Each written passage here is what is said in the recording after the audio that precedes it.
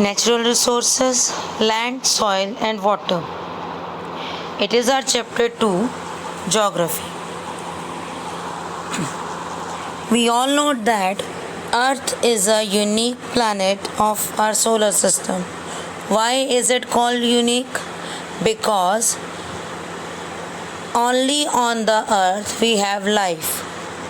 सिर्फ अर्थ पर ही हमारे पास लाइफ है, and it is because of the four spheres: lithosphere, hydrosphere, atmosphere and biosphere.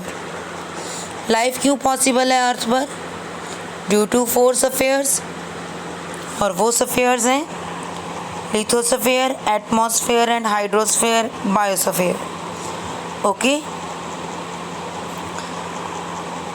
Lithosphere means the sphere of rocks. Rock से बना हुआ जो एरिया है दैट इज लिथोस्फीयर. जो हमें विजिबल होती है earth, that is lithosphere. Atmosphere means the sphere of air. Air is all around us. The earth is covered with the envelope of air, and that is atmosphere. Hydrosphere is the sphere of water. We can't live without water, and on earth there is 70% water. The last one is biosphere. Biosphere is the sphere where the all three spheres interact. ये वो sphere है जहाँ पर हमें water भी available है, air भी available है और लैंड भी अवेलेबल है. ठीक है, you can write land, air, water, law. जहाँ ये लॉ है वहाँ बायोस्फीयर है, और जहाँ बायोस्फीयर है वहाँ लाइफ है. Okay, law means land, air, water. Here law means, otherwise law means rules ही होते हैं. ठीक है, तो here we have just smallify the word, उसको सिंप्लीफाई कर लिया, LAW में इसको स्मॉल कर लिया हमें. So it is lithosphere, atmosphere and hydrosphere. Sphere is divided into two parts, land and water. The 30% area is land and 70% area is covered with water. Land का 30% area continents में है, highlands और continents में, but 70% area it is covered with water. Okay, now land resources. Land is used for various purposes according to the requirement of human being. Human being की requirement के according हम land को different type से use करते हैं.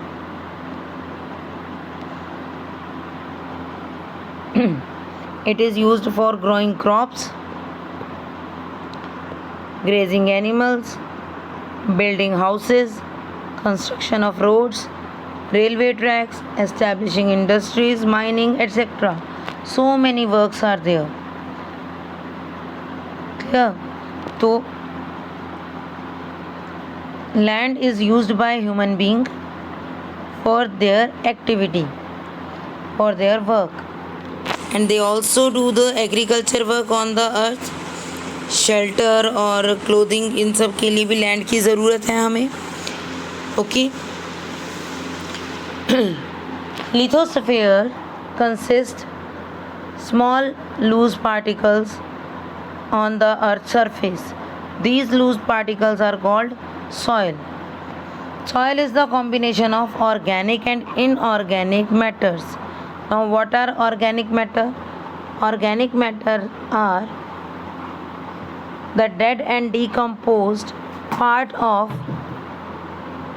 animals and plants. जो dead animals और plants हैं वो ऑर्गेनिक पार्ट हैं, and these dead animals and plants decomposed in the soil and make the soil fertile. ये डिकम्पोज हो जाते हैं और सॉइल को फर्टाइल बनाते हैं. And it is also called humus. जब ये डिकम्पोज हो जाते हैं तो इसे हम ह्यूमस भी कहते हैं। And what are inorganic matters? Inorganic components और matters formed by rock particles. We all have read in class 7th that soil is forming due to weathering process. Weathering process से rocks break होती हैं small pieces में, and water and wind carried it away from its place and deposit on the other place. In this way soil is formed and it is a long procedure. और ये जो formation है ये inorganic component का एक part है। Rock particles, minerals, iron, lime etcetera तो ये क्या है? Inorganic. Okay, soil is a result of long continued weathering process. It also contain water, air which occupy its pore spaces. इसमें पानी भी है, एयर भी है, और वो क्या करता है, जो सॉयल लूज पार्टिकल है क्योंकि सॉयल, तो उसके अंदर का जो स्पेस है उसे ऑक्यूपाई कर लेता है, उसके अंदर एब्जॉर्ब हो जाते हैं। Okay, maximum population of the world lives in plain only. Okay, 90% of the population inhabited in plains of alluvial soil of the tropical and subtropical areas. We all know that alluvial soil is good for agriculture work.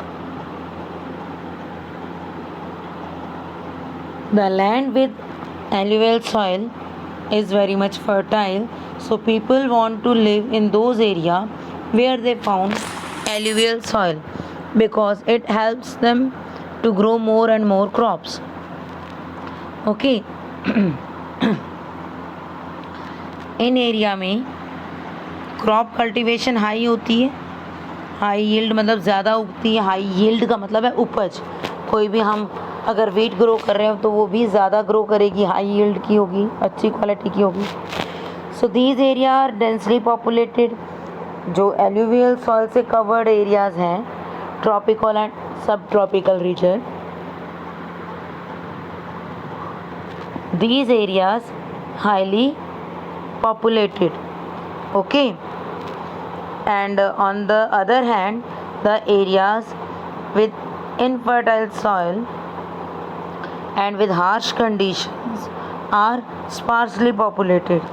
Jin areas में harsh conditions हैं, plain area में तो plain है, easy to move, easy to transport everything, तो वहाँ पर facilities भी ज़्यादा हैं। Water is also available in plain area, so people live in that area.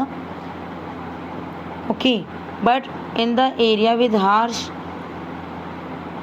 Conditions, वहाँ जहाँ मुश्किल कंडीशंस होती हैं, उन एरियाज़ में जो पॉपुलेशन है वो लेस होती है। Okay, sparse population is seen. Sparse means less. Sparse population is seen in area high altitude. High altitude यानी कि जब हम पहाड़ों पर जाते हैं, ऊंचाई पर जाते हैं, तो वहाँ पर जाना डिफ़िकल्ट है। वहाँ पर हर चीज़ प्रोवाइड नहीं होती। इवन वाटर भी जो है वो माउंटेन के नीचे वैली में होता है। Okay, and electricity and other provisions are not there, it is difficult to grow crops here. तो लोग high altitude area, desert area जहाँ हर तरफ डेजर्ट ही है, कोई वेजिटेशन ग्रो नहीं होती है, उन एरियाज़ में, एंड इक्वेटोरियल फॉरेस्ट। अब आप कहेंगे मैम इक्वेटोरियल फॉरेस्ट क्यों, वहाँ तो इतने अच्छे ट्रीज़ हैं। तो बेटा इक्वेटोरियल फॉरेस्ट का जो क्लाइमेटिक कंडीशन है, it is not good for human being. Good means कि कंफर्टेबल नहीं है ह्यूमन बीइंग उसमें। वहाँ पर ज़्यादा रेनफॉल होती है और उसके कारण जो लैंड है, जो सॉइल है, वो बहुत ज़्यादा मॉइस्ट होती है। ओके, ट्रीज़ बहुत ज़्यादा ग्रो होते हैं वहाँ पर। सो डेंस फॉरेस्ट हैं तो इसीलिए यहाँ ज़्यादा पॉपुलेशन नहीं है. Okay, where slopes are steep, temperature is too hot और too cold, soils are thin and infertile. ये सब रीजंस हैं कि इन एरियाज़ में पॉपुलेशन ज़्यादा नहीं है. These areas are inhabited by people who are engaged in hunting, gathering, fishing, shifting agriculture. In today's world it is not done. यहाँ पर हर तरह के लोग रहते हैं, अच्छी टेक्नोलॉजीज़ के साथ भी लोग न्यू डेवलपमेंट्स कर रहे हैं इन एरियाज़ में. बट स्टिल जो लोग हंटिंग, गैदरिंग और फिशिंग के साथ इन्वॉल्व हैं वो लोग यहाँ पर रहते थे. Okay, land use. Now what is land use? Land use क्या है?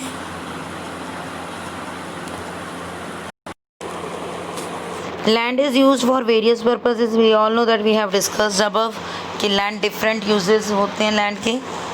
ओके, तो वो जो land के different uses हैं और जिन different uses में land को use किया जाता है for cultivation, for building houses, construction, road, railway, grazing animals, all these are commonly known as land use pattern.